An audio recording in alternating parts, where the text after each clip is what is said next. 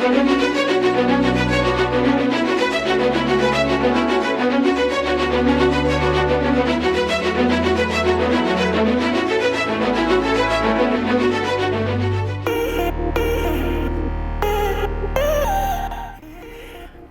na fresh at good morning mga bes! Kaya naman, bakit ba nasabi kong fresh? Dahil nandito tayo sa fresh na lugar at kasama ng fresh kumuka. O, di ba parang lumpia lang mga bes? Anyways, nandito ako sa isang tahanan ng isang prominenteng tao, ng isang kilalang tao, isang napakabait na tao at isang napaka-successful na negosyanteng tao. At dito lamang po yan sa White House of the Lord of Sense. Siyempre, kilalang-kilala niyo naman na siguro best kung sino tinutukoy ko. Walang iba kundi si Mr. Joel Cruz! Yehey! Tara mga best at silipin natin ang kanyang bonggang-bonggang mansyon dito sa Kamchanhae.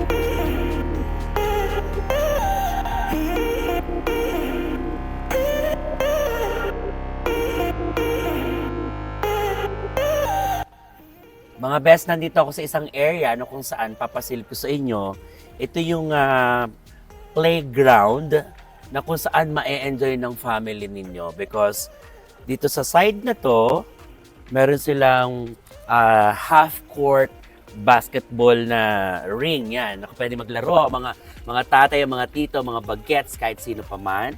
And sa design lang din naman, hindi magpapatalo ang sa Mr. Joel Cruz. Nakita niyo naman ang kanyang pa-fountain na very light pero pasabog dahil parang inspired pa to sa European countries. Di ba nakita niyo naman? Pasabog. Yan. Kaya napakasulit mag-check-in dito. Why? Dahil dito po, sa view pa lang, ma-enjoy nyo na at sulit po ang ibabayad ninyo. Silipin nyo naman, playground pa lamang po yan. Okay? Yan. At yan po ay connected, going down, of course, papunta po doon sa side ng swimming pool. Yung swimming pool na ipapakita ko po sa inyo ay mapapawaw po kayo at siguradong may enjoy nyo talaga at masasabi nyo sulit ang ibabayad ninyo. Mga best, tara po.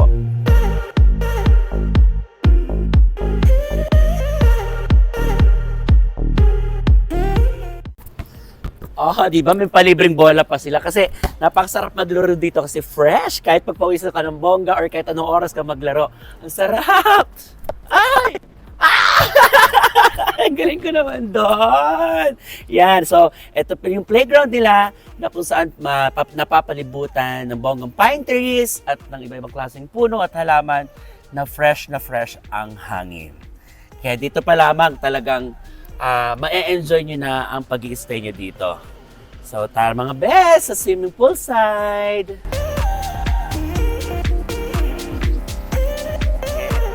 Mga best, nandito na nga tayo sa pool side or dito sa swimming pool. Check natin kung gaano ka bongga yung kanyang swimming pool. Yan. Ang lawak, sobra. Yan, napakaganda. Ang ganda ng disenyo. Yan, tapos nakapailalim pa siya dun sa bahay mismo kaya kahit umuulan, okay pa rin, diretso pa rin ang swimming. At kung kayo naman medyo malakas-lakas ang katawan ninyo, gusto niyo na mag-start maligo, maaga pa lamang, 6 a.m, nako, pwede naman na. Yun nga lang, syempre yung lamig ng tubig ay niyayakap ng lamig ng hangin ng Baguio. Yun, ganun siya ka-fresh, ganun siya kalamig, at ganun kasarap maligo dito. Tara silipin natin.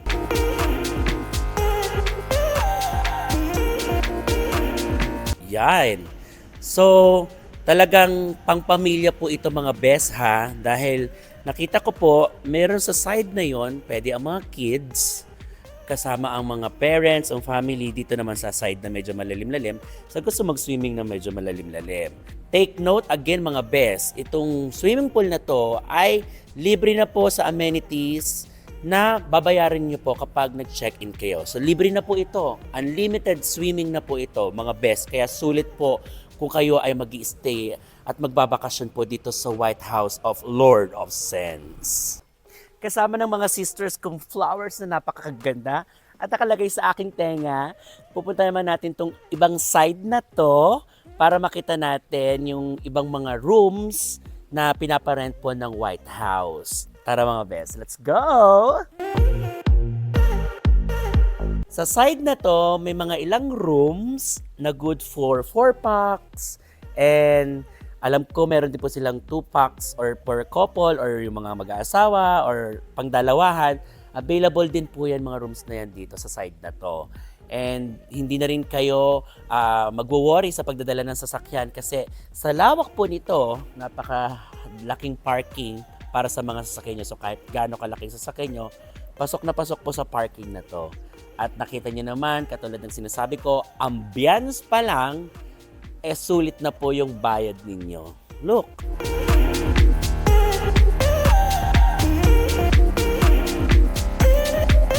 At ngayon ng magang ito ay papasokin na natin at papasilip ko sa inyo mga best ang ganda ng White House of the Lord of Saints. Pero bago yan tingnan niyo po itong salamin na to, dyan, sa side na yan. At itong mga salamin pa lamang na to, grabe. Kung malapitan niyo po sila makikita ang napakakapal, napakatitibay kung titignan. So, ibig sabihin, yan pa lamang pinagkagastusan talaga na ng bongga. Napakaganda naman po kasi talaga ng pagkakagawa. Yan. Yeah, so, dito pa lamang yan Paano pa po yung loob? Kaya, silipin na natin mga best. Let's go!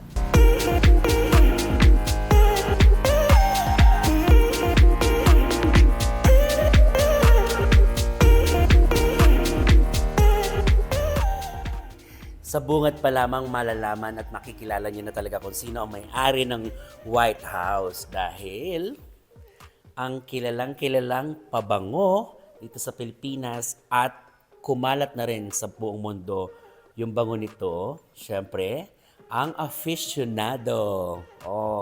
Ito hindi ho sa pagsisinungaling at pagyayabang. Nung ako po ay high school pa college, ito talaga, pinag-iipunan ko palagi sa baon ko na pabango dahil sobrang bango naman talaga. Umamin kayo mga best. Siguradong marami sa atin ang naka-experience at hanggang ngayon ay gumagamit, of course, ng aficionado.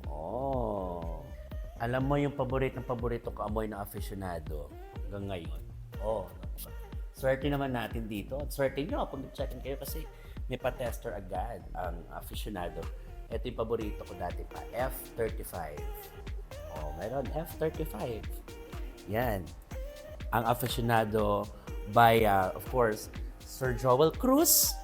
Nako, hanggang ngayon po ay available po yan sa maraming stores na mabibili ninyo po sa napakamurang halaga pero amoy mayaman. Aficionado. Kagaya nga ng sinabi ko sa inyo, hindi talaga maitatanggi kung sino may-ari dahil dito pa lang sa napakalaking human size na picture frame na to. Yan, kasama ng kanyang mga cute babies.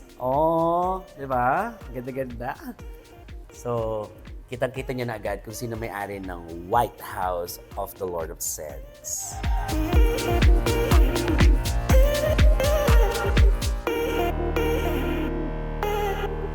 Ito naman papasukin ko. So, pakita natin kung gaano ka-fabulous tong area na to, Dahil sa door pa lang, they have the swing doors na remoted.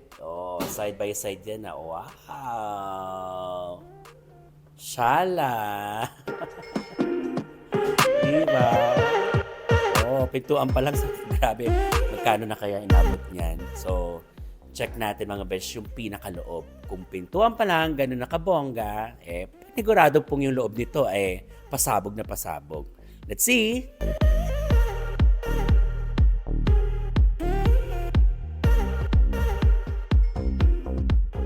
Naloloka na ako kasi nakita niyo naman sa sofa pa lang, makikiupo na po ako, Tito Joel pasensya na, pa-experience naman ng mga mamahaling sofa na meron po kayo dito. Yan, sarap mag-relax at maupo, bongga. Feeling ko, dito sila nagbabanding ng family niya. But sa bungat dito pa lamang yan meron pa akong ipapakita sa inyo na feeling ko din naman kapag may mga bongga at kilalang mabisita si Tito Joel Cruz, dito niya yung pinauupo. Tara, silipin natin dito. Halika, bilis. Kasi, mga upuan pa lang, sabog na. Wala ko kung masyadong nakikita pa dito niyan sa Pilipinas na ganyang design, na ganyang kaganda.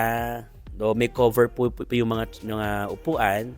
So, sige, pakikialamanan ko na total ako naman ay binigay niya ng permiso talaga dito pumasok para lang masilip natin yung pinaka-itsura at design at ganda ng mga mamahaling upuan na to.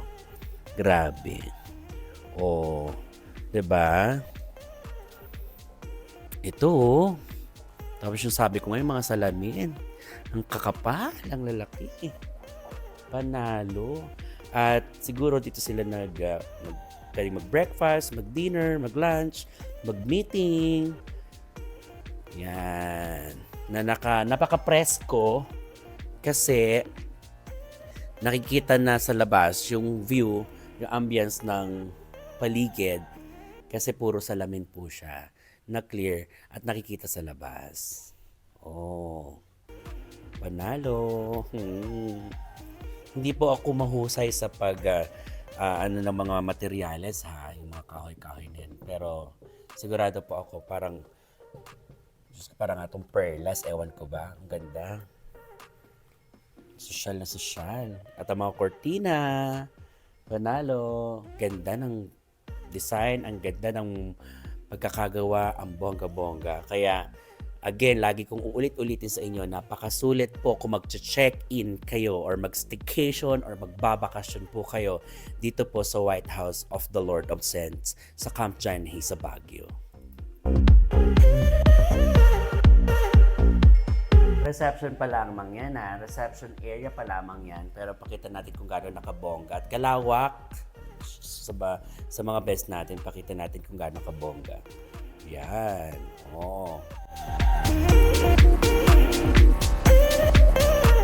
Alam niyo po, sa powder room, sa comfort room, sa toilet, nakita naman natin kung gaano nakalinis sa labas. For sure, and I'm pretty sure na mas malinis pagdating dito sa mga palikuran, di ba? Bongga. Yung mga salamin, nice. Kompleto.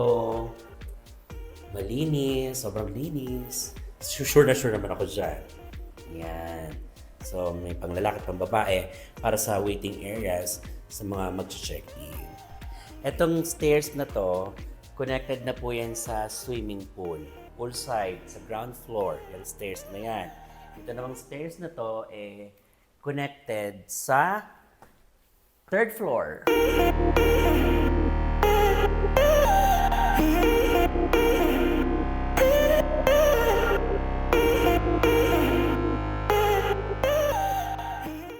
Panalo. Silipin nyo naman tong chandelier na to.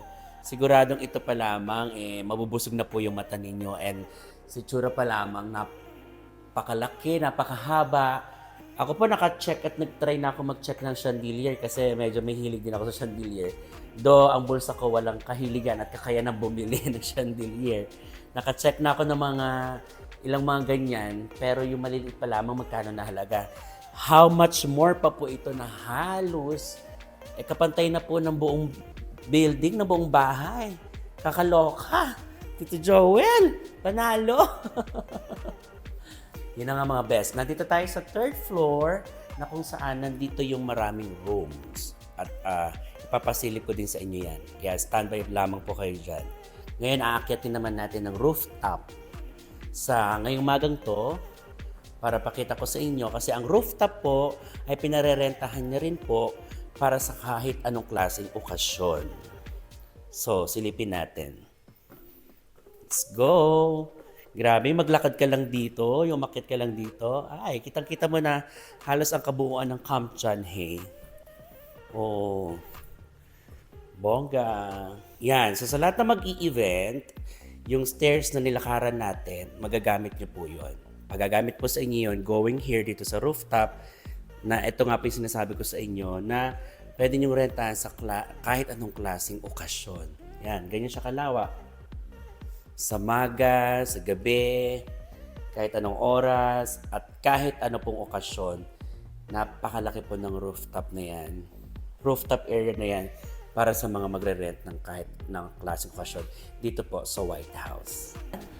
Dito tayo mga best at pasilip natin kung gaano kalawak. Marami kang pwedeng magawang design, marami kang pwedeng magawang event dito.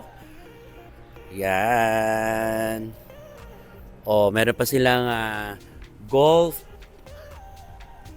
area na pasilip at libreng pang picture taking. So then yun na to. Di ba?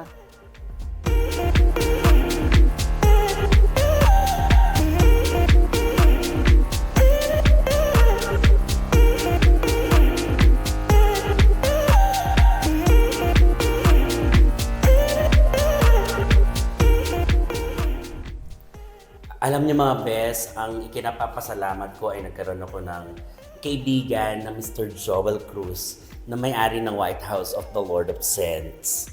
Alam niyo bakit mga best? Kasi binigay niya ako ng free room para magstay at ma-experience ang kanyang bonggang bahay. So again, salamat Tito Joel. At sa katunayan, pasilip ko sa inyo yung room ko na pinagamit niya sa akin. At ito po isa sa pinakamagandang room. Kaya sa lahat ng gusto na mag-avail at mag-rent dito po at magbakasyon. Ito, mga best. Saan siya na namili na ako, Tito Joel, ha? CR pala, pasabog na. Diba? Yan. So, at ang isa sa pinakabongga dito, yung view. Look.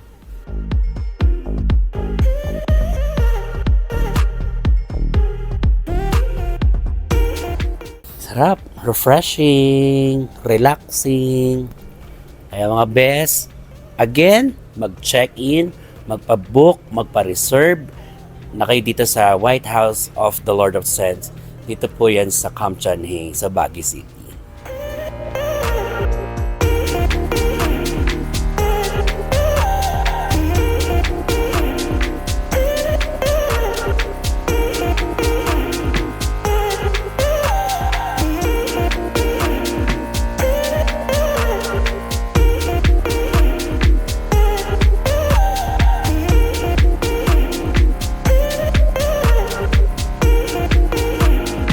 White House of the Lord of Scents!